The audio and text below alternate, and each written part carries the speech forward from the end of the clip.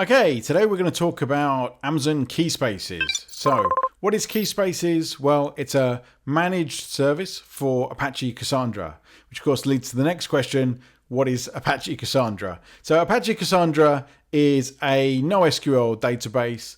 In many respects, it's pretty similar to DynamoDB, extremely low latency, extremely scalable, including to multiple regions. So you can have one database that scales across multi-regions. This is what data looks like in your Cassandra database. As I say, it looks very similar to a DynamoDB table might. We have a primary key. You need to look up items from that primary key.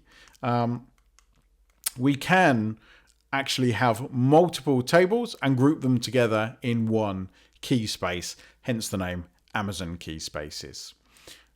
Important to note that in DynamoDB, obviously, ideally, you only have a single table. Single table design is a big thing for DynamoDB. That's not the case for Cassandra. You would typically have multiple tables when designing for Cassandra. You can access Cassandra in a number of different ways. CQL is the standard way to access Cassandra, and you do that over TLS. There it is a nice method for accessing the Cassandra database directly from the AWS console.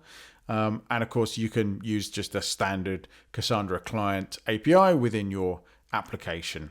In all respects, Keyspaces is exactly the same as standard Cassandra. It's just a managed service in much the same way as RDS Postgres, for example, is just an RDS managed version of Postgres.